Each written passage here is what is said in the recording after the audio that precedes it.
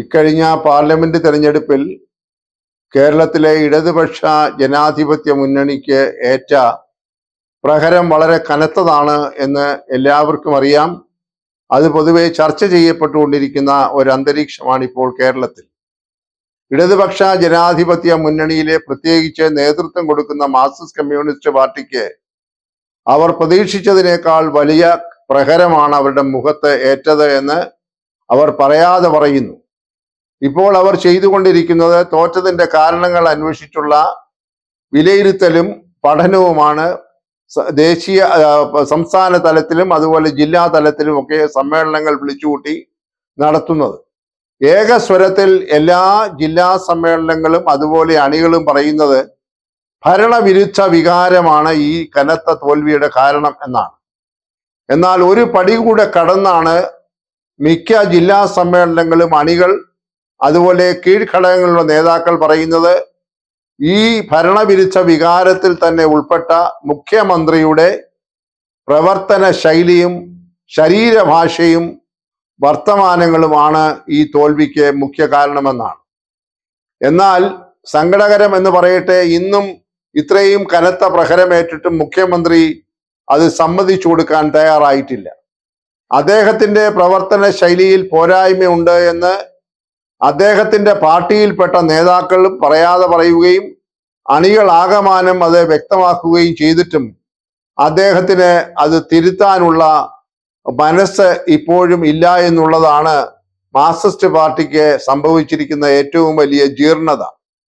അവിടെ കാണേണ്ട മറ്റൊരു കാര്യം, അവിടുത്തെ നേതാക്കന്മാർ, പാർട്ടി സെക്രട്ടറിക്ക് പോലും മുഖ്യമന്ത്രിയുടെ മുഖത്ത് നോക്കിയിട്ട് പ്രവർത്തന ശൈലി മാറ്റണമെന്ന് പറയാനുള്ള ധൈര്യവും ആത്മവിശ്വാസവുമില്ല. അതാണ് മാർക്സിസ്റ്റ് പാർട്ടിക്ക് ഉണ്ടായിരിക്കുന്ന അപജയം. ശ്രീമാൻ പിണറായി വിജയൻ ചെയ്യുന്നതിനെല്ലാം വാഴ്ത്തുപാട്ട് പാടുകയും അതിന് ഓശാന പാടുകയും ചെയ്യുന്നതിൽ കവിഞ്ഞ് യാതൊന്നും ആ പാർട്ടിയിലെ നേതാക്കൾക്ക് ചെയ്യാൻ കഴിയുന്നില്ല എന്നുള്ളത് ആ പാർട്ടിയെ സംബന്ധിച്ചിടത്തോളം ഒരു ദുസ്ഥിതിയാണ്. മുഖ്യമന്ത്രിയുടെ ശൈലി മാറ്റണമെന്ന് പറയുമ്പോൾ അദ്ദേഹം മറു ചോദ്യമാണ് പാർട്ടി സെക്രട്ടറി ചോദിക്കുന്നത്. ഉത്തരം പറയുന്നതിന് പകരം ചോദ്യം തിരിച്ചു ചോദിക്കുക. അദ്ദേഹം ചോദിക്കുകയാണ് മാധ്യമപ്രവർത്തകരോട്, ഏത് ശൈലിയാണ് മാറ്റേണ്ടത് എന്ന്.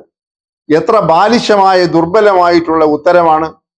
എല്ലാ ഘടകങ്ങളും, പാർട്ടിയുടെ കീഴ്ഘടകങ്ങൾ, അവരുടെ ഏരിയ കമ്മിറ്റി മുതൽ ലോക്കൽ കമ്മിറ്റി മുതൽ ബ്രാഞ്ച് കമ്മിറ്റി മുതൽ സകല ഘടകങ്ങളും മുഖ്യമന്ത്രിയുടെ പ്രവർത്തന ശൈലി മാറ്റണമെന്ന് ഏകകണ്ഠമായി പറഞ്ഞിരിക്കുകയാണ്, തിരുവനന്തപുരം മുതൽ കാസർഗോഡ് വരെ.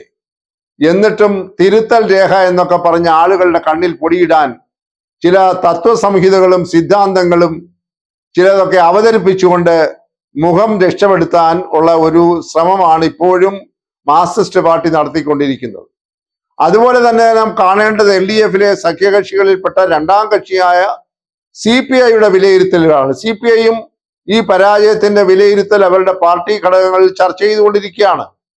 അവിടെ അവർ കുറച്ചുകൂടെ കടത്തി പറഞ്ഞിരിക്കുന്നു, മുഖ്യമന്ത്രിയുടെ പ്രവർത്തന ശൈലി തോൽവിക്ക് മുഖ്യ കാരണമായി എന്ന് പറയുന്നതോടൊപ്പം തന്നെ അവർ സ്വയപരിശോധന നടത്തി പറയുകയാണ്, അവരുടെ മന്ത്രിമാരുടെ കെടുകാര്യസ്ഥത കൊണ്ടും പിടിപ്പുകേട് കൊണ്ടുമാണ് ഇത്ര കനത്ത പരാജയം ഉണ്ടായത്. അവർ പേരെടുത്ത് പറയുന്നു, റവന്യൂ മന്ത്രി, അതുപോലെ തന്നെ ഭക്ഷ്യ വിതരണ വകുപ്പ് മന്ത്രി, അതുപോലെ തന്നെ കാർഷിക മന്ത്രി, ഇത് മൂന്നും CPI-യുടെ പ്രതിനിധികളാണ്. അമ്പേ പരാജയമാണ്. സിവിൽ സപ്ലൈസ് കോർപ്പറേഷൻ തകർന്ന് തരിപ്പണമായി. പാവപ്പെട്ടവർക്ക് അവശ്യ വസ്തുക്കൾ ലഭ്യമല്ല. കൃഷി മേഖലയാകെ തകർന്നു. അതുപോലെ റവന്യൂ ഡിസ്ട്രിക്റ്റുകളിൽ കയ്യേറ്റം ഒന്നും തടയാനായി മന്ത്രിക്കോ മന്ത്രിയുടെ കൂടെയുള്ള ഉദ്യോഗസ്ഥർക്കോ കഴിയാതെ പോകുന്നു. വെറും കാഴ്ചക്കാരായി നോക്കി നിൽക്കുന്ന 3-4 CPI മന്ത്രിമാർ ആ പാർട്ടിക്ക് അപമാനമാണ്. ഒരു കാര്യശേഷിയും ഇല്ലാത്തവരാണ്.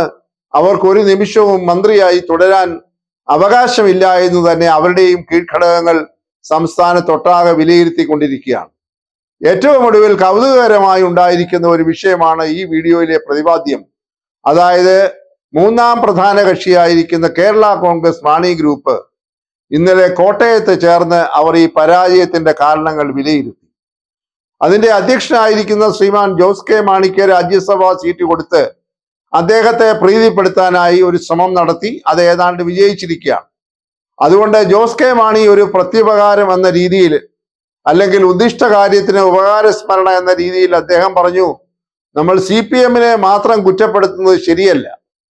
ഇടതുപക്ഷ ജനാധിപത്യ മുന്നണിക്ക് മുഴുവനായി ഈ പരാജയത്തിന്റെ ഉത്തരവാദിത്വമുണ്ട്. ആ ഉത്തരവാദിത്വം ഏൽക്കണമെന്ന് അദ്ദേഹം വലിയൊരു സൈദ്ധാന്തികമായ രീതിയിലാണ് പാർട്ടി സമ്മേളനത്തിൽ അവതരിപ്പിച്ചത്. എന്നാൽ അദ്ദേഹത്തിന്റെ ഈ അവതരണത്തെ മുഖത്ത് നോക്കി ഖണ്ഡിച്ചുകൊണ്ട് കോട്ടയത്തെ അദ്ദേഹത്തിന്റെ പാർട്ടിയിൽ പ്രതിനിധിയായി നിന്ന് പരാജയപ്പെട്ട തോമസ് ചാഴിക്കാടൻ ശക്തമായ ഭാഷയിൽ പറഞ്ഞു, ഇതിന് കേരള കോൺഗ്രസ് മാണി ഗ്രൂപ്പിന്റെ ഉത്തരവാദിത്വം എന്ന് പറയുന്നത് ഈ പാർട്ടിക്കുണ്ടായ അപമാനമാണ് മുഖ്യമന്ത്രിയുടെ കയ്യിൽ നിന്ന്. കാരണം അദ്ദേഹത്തിനുണ്ടായ ഒരു അപമാനം അദ്ദേഹം എടുത്തു പറഞ്ഞു. ജനസദസ്സിന്റെ കോട്ടയം ജില്ലാ സമ്മേളനങ്ങൾ മുഖ്യമന്ത്രി പ്രസംഗിക്കുന്നതിന് മുൻപായി അന്ന് അവിടുത്തെ പാർലമെന്റ് അംഗം അവരുടെ സഖ്യകക്ഷിയിലെ MP-യുമായ ശ്രീ തോമസ് ചാഴിക്കാടൻ ആ സ്വാഗത പ്രസംഗത്തിൽ ചില ആവശ്യങ്ങൾ ഉന്നയിച്ചു. നമുക്കെല്ലാവർക്കും അറിയാം, കേരള കോൺഗ്രസിനെ സംബന്ധിച്ച് റബ്ബർ വിട്ടൊരു കളിയില്ല. അപ്പോൾ റബ്ബറിന്റെ വില വർധനവിനെ സംബന്ധിച്ച് കാർഷിക മേഖലയിലെ പ്രശ്നങ്ങളെ കുറിച്ചൊക്കെ ചില കാര്യങ്ങൾ അദ്ദേഹം പ്രതിപാദിച്ചപ്പോൾ പരസ്യമായി അദ്ദേഹത്തെ മുഖ്യമന്ത്രി മൈക്കിലൂടെ ശാസിച്ചു. ഇവിടുത്തെ ജനപ്രതിനിധിക്ക് ഈ സമ്മേളനത്തിന്റെ കാര്യങ്ങൾ എന്താണെന്ന് അറിയില്ല, ഇവിടെ പറയേണ്ട കാര്യങ്ങൾ എന്താണെന്ന് അദ്ദേഹത്തിന് നിശ്ചയമില്ല എന്ന് ഒരു പാർലമെന്റ് അംഗത്തെ ഇരുത്തിക്കൊണ്ട് കോട്ടയത്ത് വെച്ച് അദ്ദേഹത്തെ അധിക്ഷേപിച്ചതിന്റെ വേദന ഇപ്പോഴും ശ്രീ തോമസ് ചാഴിക്കാടന് മാറിയിട്ടില്ല.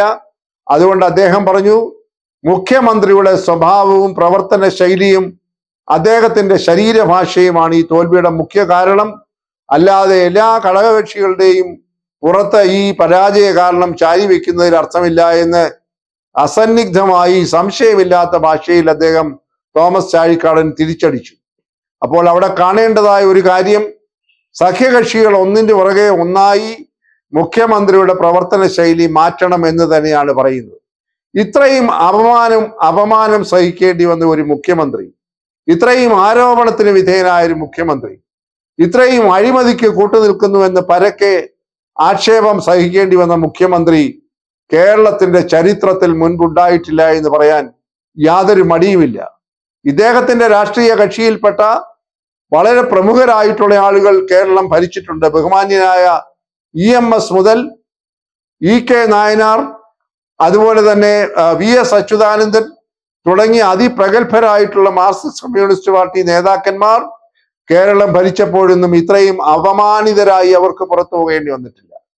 മറുഭാഗത്താകട്ടെ ബഹുമാന്യനായ K കരുണാകരൻ, AK ആന്റണി, ഉമ്മൻചാണ്ടി തുടങ്ങിയ നേതാക്കന്മാർ ഭരിച്ചപ്പോഴൊക്കെ ആക്ഷേപങ്ങൾ ഉണ്ടായെങ്കിലും ഇത്രയും അപമാനകരമായ രീതിയിൽ സഖ്യകക്ഷികൾ തള്ളിപ്പറഞ്ഞ ഒരു സംഭവം ഉണ്ടായിട്ടില്ല. അത്ര ദയനീയമായ അവസ്ഥയിലാണ് ഈ പിണറായി വിജയന്റെ ഇപ്പോഴത്തെ നേതൃത്വം. അദ്ദേഹത്തിന്റെ മുഖം ആക്ഷരികമായി വികൃതമായിരിക്കുന്നു, മന്ത്രിസഭയുടെ മുഖം വികൃതമായിരിക്കുന്നു. അതിന്റെ പരിപൂർണമായ ഉത്തരവാദിത്വം മുഖ്യമന്ത്രിക്കാണ്. അതുപോലെ തന്നെ നേരത്തെ തന്നെ കേരളം ഭരിച്ചിട്ടുള്ള പ്രഗത്ഭരായ കമ്മ്യൂണിസ്റ്റ് സൈദ്ധാന്തികന്മാർ C അച്യുതമേനോൻ, PK വാസുദേവൻ നായർ തുടങ്ങിയതായ പ്രഗത്ഭരായ MN Govindan Nair, TV Thomas തുടങ്ങിയതായ കമ്മ്യൂണിസ്റ്റ് സൈദ്ധാന്തിക വിശ്വാസികൾ പോലും ഇത്രയും അപമാനിതരായി തീരേണ്ട ഒരു സാഹചര്യം കേരളത്തിന്റെ ചരിത്രത്തിൽ 1956 രൂപപ്പെട്ട ഈ കേരള സംസ്ഥാനത്തിൽ ഉണ്ടായില്ല എന്നത് എടുത്തു പറയേണ്ടിയിരിക്കുന്നു. അതുകൊണ്ട് ഇപ്പോൾ ഈ വികൃതമായിരിക്കുന്ന മുഖവുമായി ഇനിയും 2 വർഷം കേരളത്തിലെ ജനങ്ങളെ വെല്ലുവിളിക്കുന്നത് വളരെ സങ്കടകരമാണ്.